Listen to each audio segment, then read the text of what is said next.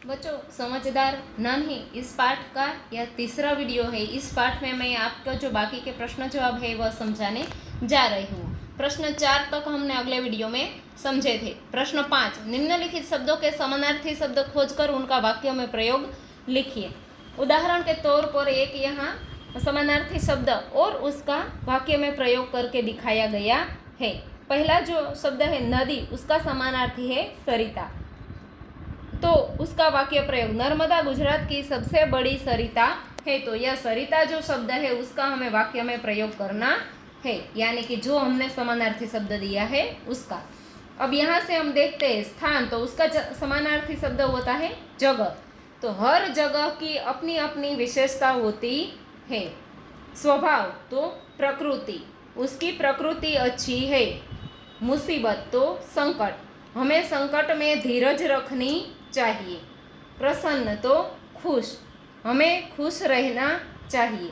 थिरकना तो नाचना, मैं खुश होकर नाचने लगा। तो बच्चों इस तरह से तुम्हें समानार्थी शब्द लिखकर उसके वाक्य बनाने हैं। उसके बाद वाला जो प्रश्न है प्रश्न 6, निम्नलिखित शब्दों को शब्दकोश के क्रम में लिखिए। बिच्छू, नदी, शैतानी, डंक और मुसीबत। तो इनमें सबसे पहला शब्द कौन आएगा बच्चों?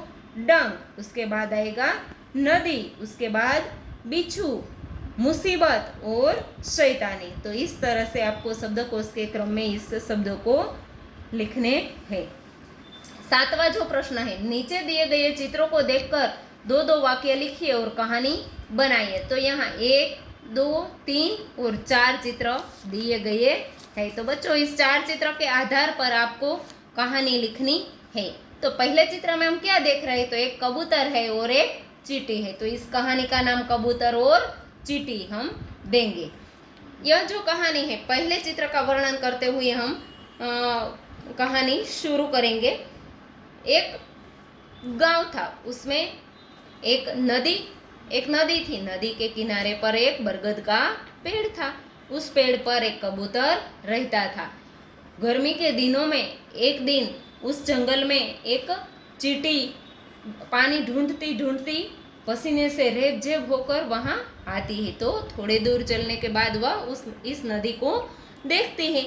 वह नदी में पानी पीने के लिए जाती है। फिर क्या होता है बच्चों कि वह जैसे ही नदी में पानी पीने के लिए जाती है तो वह पानी पीने के लिए नदी में थोड़ी दूर से जाती है, लेकिन फिर भी वह नदी में डूबने लगती है और तैरने लगती है, डूबने लगती है और फिर ऊपर आती है, नीचे जाती है, ऊपर आती है, नीचे जाती। फिर चींटी बहुत परेशान हो गई और वह चिल्लाने लगी, बचाओ बचाओ, मुझे कोई बचाओ, पानी में से बाहर निकालो। यह आवाज़ ऊपर बैठा कबूतर सुनता है। फिर कबूतर एक युक्ति सोचता है। वह सोचता है कि एक पेड़ का वह पत्ता निकाल कर चींटी जहाँ गिरी है पानी में, वहाँ कबूतर उस पत्ते को डालता है। तो चींटी है वह उस पत्ते पर बैठ जाती है। फिर कबूतर उस पत्ते को नदी के किनारे लेकर सूखे में रख देता है। चींटी कबूतर का आभार व्यक्त करती है। वह कहती है कि आज तुमने मुझे नया जीवन दिया, इसलिए आपका खूब खूब आभार, खूब खूब धन्यवाद। फिर चींटी कबूतर को कहती है कि आपको भी कभी मेरी ज़रूरत पड़े तो आप मुझे ज़रूर याद करना। कबूतर ठीक है कहकर कबूतर भी वहाँ से चला जाता है और चींटी भी अपनी जगह चली जाती है। इस घटना को कुछ दिन होते हैं। कुछ दिन बाद एक शिकारी, देखो यह तीसरे चित्र में दिखाया गया है बच्चों, कि एक शिकारी उस जंगल में शिकार करने के लिए आता है और वह कबूतर को पेड़ के ऊपर देखता है। वह पेड़ के पीछे छिपकर कबूतर को निशाना लगाता है। उसी वक्त यह चींटी जो है वह शिकारी को देखती है। फिर तो क्या, चींटी झटपट से उसके पैर पर के पास आती है और उसके पैर में जोर से डंक मारती है। इससे क्या होता है बच्चों की जो शिकारी का निशाना था वह चूक जाता है और गोली किसी और दिशा में चली जाती है। गोली की आवाज़ सुनकर कबूतर है वह भी उड़ जाता है। तो इस तरह चींटी ने भी कबूतर की मदद की और उसकी जान बचाई। और कबूतर ने चींटी का आभार माना। तो यदि कोई हमें मदद करे तो हमें उसका उपकार कभी नहीं भूलना चाहिए। यह इस कहानी से हमें यह सीख मिलती है कि भलाई का बदला हमेशा हमें भलाई से ही देना चाहिए और उपकार के बदले में हमें उस पर भी उपकार करना चाहिए। उसके बाद का जो प्रश्न है बच्चों, वह प्रश्न है नीचे दिए गए चित्र को देखकर बताइए कि इसके बाद क्या क्या हुआ होगा। यह घटना घटी है, इस घटना के बाद क्या क्या हुआ होगा, यह अकस्मात कैसे हुआ, यहाँ क्या क्या दिख रहा है, ऐसा कुछ नहीं लिखना है, लेकिन इस घटना के बाद क्या हुआ है ऐसा इस चित्र का वर्णन हमें करना है। तो यह चित्र किसी रोड अकस्मात हुआ हो ऐसा है। इस चित्र में दो कार और एक मोटरसाइकिल की अकस्मात हुई है। उसके पास ही एक 108 एम्बुलेंस खड़ी है। अकस्मात में जो घायल लोग हैं उसको अस्पताल ले जा रहे हैं। दुर्घटना के कारण कार में देखो यहाँ आग लग गई है। उस आग को बुझाने के लिए फायर ब्रिगेड को भी किसी ने फ़ोन किया होगा और उसे बुलाया होगा। उसके बाद पुलिस भी वहाँ आई होगी और दुर्घटना में घायल लोगों की कार्यवाही करके उसके सगे संबंधियों को भी उसकी जानकारी दी गई होगी। तो इस तरह से जो घटना के बाद का जो वर्णन है यह आपको करना है। उसके बाद का जो प्रश्न है प्रश्न 9, निम्नलिखित वाक्यों में उचित विराम चिन्ह का प्रयोग करके वाक्य फिर से लिखिए। पहला जो वाक्य है, बिच्छू बोला नन्ही बहन आज तुम जीत गई।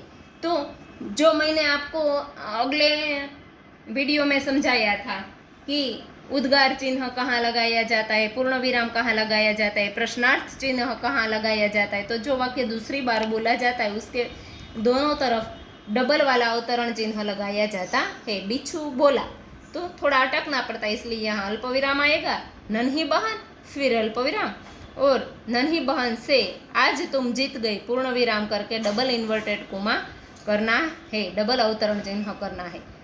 फिर दूसरा जो वाक्य है, क्यों भाई तुमने मुझे डंक क्यों मारा, यह प्रश्नार्थ है, इसलिए यहाँ तो प्रश्नार्थ ही आएगा। क्यों भाई यहाँ थोड़े अटके इसलिए अल्प विराम और डबल अवतरण चिन्ह आएगा।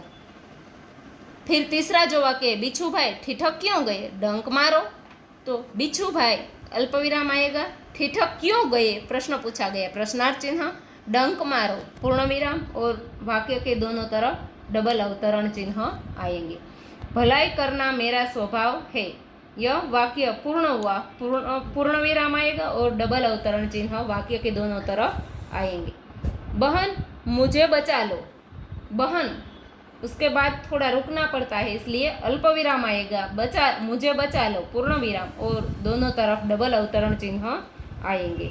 उसके बाद का जो प्रश्न है 10वां, निम्नलिखित परिच्छेद को पढ़कर उसके नीचे दिए गए प्रश्नों के उत्तर लिखिए। तो बच्चों आपको पहले ये पैराग्राफ है उसको पढ़ना है, उसके बाद जो नीचे दो प्रश्न दिए गए हैं।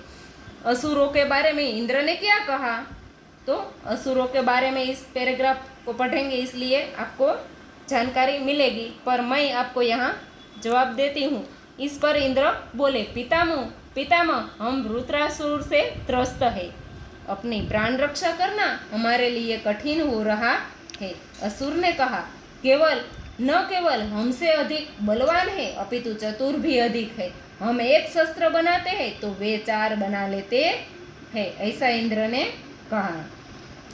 देवता ब्रह्मा जी के पास क्यों गए, तो देवता वृत्रासुर के विनाश का उपाय पूछने के लिए ब्रह्मा जी के पास गए। उसके बाद वाला जो प्रश्न है 11वां, नीचे दिए हुए वर्णों से 5-5 शब्द बनाए, भ, व, र, न और ग। ये आप अगली कक्षा में पढ़ चुके हैं, लेकिन यहाँ प्रश्न उसी कक्षा के आधार पर यानी कि जो शब्द है वर्ण है उसके आधार पर आपको 5 शब्द बनाने हैं। तो भ से भवन, भगत, भलाई, भाई, भजन, भगवान, ऐसे कई सारे शब्द बनते हैं। उसके बाद व तो वजन, वानर, विद्या, विकास, वर्ण, वंदन और भी कई सारे शब्द आप लिख सकते हैं। र तो रमत, रास, राग, रोटी, राम और इसके अलावा भी आपको जो याद आए वो शब्द आप लिख सकते हैं। फिर है न, नम्रता, नमन, नगर, नियम, नीर और इसमें भी आप कई सारे शब्द आपकी तरफ से ऐड कर सकते हैं। ग तो गगन, गांव, गमला, गाना, गाय, गणेश, तो इसमें भी कई सारे शब्द ग से भी बन सकते हैं। तो मैंने उदाहरण के तौर पर यहाँ 5-5, 6-6 शब्द लिखे हैं। इसके अलावा आपको कोई और शब्द याद आए तो वह भी आप अपनी बुक में लिख सकते हैं। तो बच्चों, इस पाठ का ये तीसरा वीडियो यहाँ मैं पूर्ण करती हूँ और अगले वीडियो में मैं इसकी जो भाषा सज्जता है, आप पढ़ के रखिएगा, ये भाषा सज्जता, ये मैं अगले वीडियो में आपको समझाऊंगी। तब तक के लिए बाय बाय।